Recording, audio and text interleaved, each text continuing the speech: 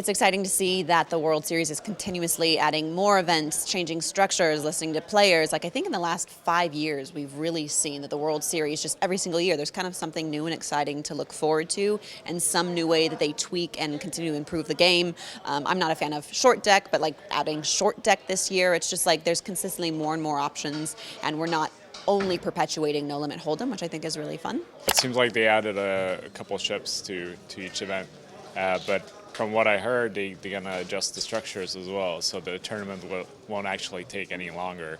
You will just get more physical ships to play with, I guess.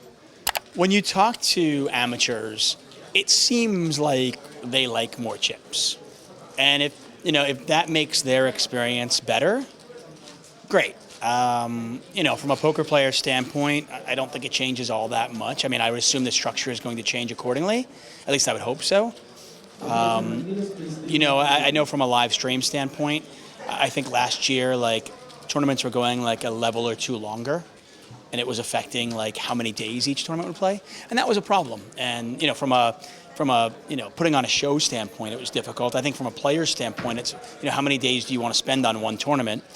But it is a World Series of Poker Bracelet. They're a big deal, and they should be a big deal. So I understand where they're coming from.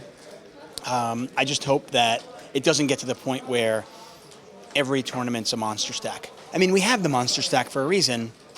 Let's celebrate that. I think pleasing everyone is nearly impossible, and you never will. So I give them both a lot of credit for kind of trying new things. Whether it was the Dealer's Choice tournament or the Colossus or the mini main event. And I think, there's only so many days in the summer. I'm super excited about the Big Blind Ante. I've only played like 2 tournaments, I think, with the Big Blind Ante here at 888. It's one of the second times I think I played with it. The first time that I played Big Blind Ante, I was like, okay, this is new, this is different, I'm not sure how I feel about it. And this time, I totally noticed that it's just like a time saver. It makes it so convenient. If you get up, go to the bathroom, you're not worried about, people touching your chips. So I am a huge fan specifically at this event here at 888.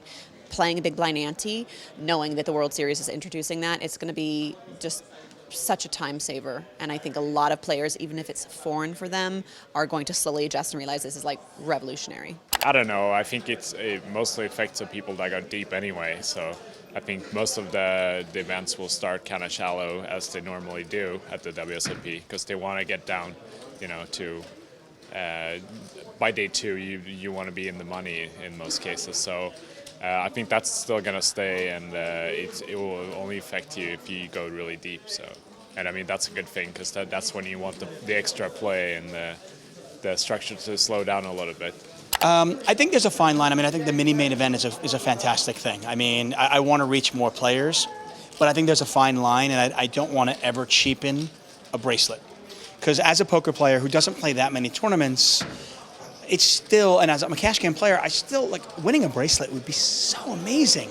I mean, that would just be, just to have that, and it's still a really big deal, even though there have been so many won, it's still really extremely difficult to win one.